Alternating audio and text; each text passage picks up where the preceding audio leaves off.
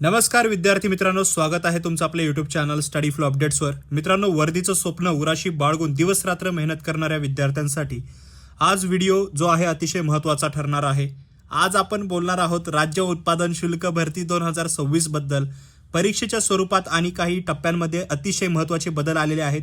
विशेषतः शारीरिक चाचणीसाठी एकाच 10 म्हणजे 1:10 उमेदवारांना बोलवण्याचा जो नियम आहे तो तुमचा निकाल ठरू शकतो।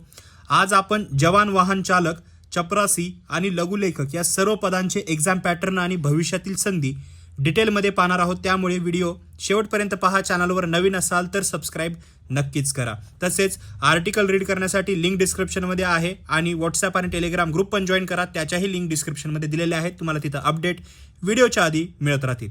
सर्वात आधी आपण सर्वात लोकप्रिय पदांबद्दल बोलूया। जवान आणि जवानी वाहन चालक या दोन्ही पदांसाठी मित्रांनो एकूण 200 गुणांची परीक्षा असणार आहे, ज्याचे 2 मुख्य टप्पे असणार आहेत। पहिला टप्पा लेखी परीक्षा 120 गुणांची आणि दुसरा टप्पा शारीरिक चाचणी किंवा मैदानी चाचणी 80 गुणांची।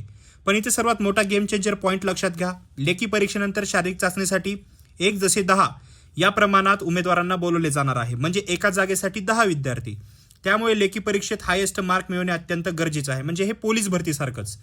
तसेच जे विद्यार्थी जवानी वाहन चालक म्हणजेच ड्रायव्हर पदासाठी फॉर्म भरतील त्यांना हलके आणि जड मोटार वाहन चालवण्याची टेस्ट घ्यावी लागणार आहे। हे टेस्ट फक्त क्वालिफाईंग स्वरूपाची असेल, पण ती पास करणं नोकरीसाठी अनिवार्य आहे। त्यासाठी लायसन्स पण तुमच्याकडे असलं पाहिजे। आता वळूया पिऊन या पदाकडे, ज्याला चपरासी पद म्हणलं जातं। ज्यांना ग्राउंडची अडचण आहे त्यांच्यासाठी ही उत्तम संधी आहे, कारण चपरासी पदासाठी कोणतीही शारीरिक चाचणी नाहीये। थेट 200 गुणांची एकच लेखी परीक्षा होईल, म्हणजे तुमचा संपूर्ण फोकस फक्त आणि फक्त अभ्यासावर असायला हवा। या पदासाठी सुद्धा एकूण 200 गुणांची परीक्षा आहे। यात 120 गुणांची लेखी परीक्षा होईल आणि उरलेल्या 80 गुणांच्या तुमची लघुलेखन कौशल्य व्यावसायिक चाचणी म्हणजे स्किल टेस्ट घेतली जाईल। आता सर्वात महत्त्वाचा प्रश्न होतो की तयारी कशी करायची आणि यात भविष्यात काय संधी आहेत। बघा, जवान पदासाठी फक्त पुस्तकी किडे होऊन चालत नाही। 80 मार्काची मैदानी चाचणी तुमचा मेरिट नंबर ठरवेल। त्यामुळे आजपासूनच लेखी सोबत ग्राउंडवर घाम गाळायला सुरुवात करा। 120 मार्काच्या लेखी परीक्षेत कट ऑफ क्लिअर करण्यासाठी जुन्या प्रश्नपत्रिकांचे विश्लेषण करा, म्हणजे जे PYQs आहेत ते पहा। राज्य उत्पादन शुल्क हा शासनाचा अतिशय प्रतिष्ठेचा आणि महसूल देणारा विभाग आहे। इथे नोकरीची सुरक्षितता आणि चांगला पगार आहेच। शिवाय जवान म्हणून भरती झाल्यावर तुम्ही भविष्यात डिपार्टमेंटल एक्झाम देऊन निरीक्षक किंवा अधिकारी पदांपर्यंत नक्कीच प्रमोशन मिळवू शकता। तर मित्रांनो, ही होती राज्य उत्पादन शुल्क भरती 2026च्या परीक्षेच्या स्वरूपाबद्दलची संपूर्ण माहिती। आता वेळ वाया न घालवता आजच तुमची रणनीती आखा। या सिलेबसनुसार किंवा या परीक्षेच्या पॅटर्ननुसार तुमचा या भरतीबद्दल किंवा शारीरिक चाचणीबद्दल कोणताही डाऊट असेल, काही प्रश्न असतील ते खाली कॉमेंट सेक्शनमध्ये मला विचारा। हा व्हिडिओ तुम्हाला उपयुक्त वाटत असेल तर हा व्हिडिओला लगेचच लाईक करा।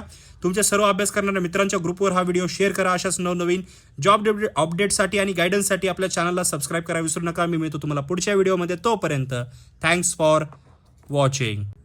नमस्कार विद्यार्थी मित्रांनो, स्वागत आहे तुमचं आपल्या यूट्यूब चॅनल स्टडी फ्लो अपडेट्सवर। मित्रांनो, वर्दीचं स्वप्न उराशी बाळगून दिवस रात्र मेहनत करणाऱ्या विद्यार्थ्यांसाठी आज व्हिडिओ जो आहे अतिशय महत्त्वाचा ठरणार आहे। आज आपण बोलणार आहोत राज्य उत्पादन शुल्क भरती 2026 बद्दल। परीक्षेच्या स्वरूपात आणि काही टप्प्यांमध्ये अतिशय महत्त्वाचे बदल आलेले आहेत।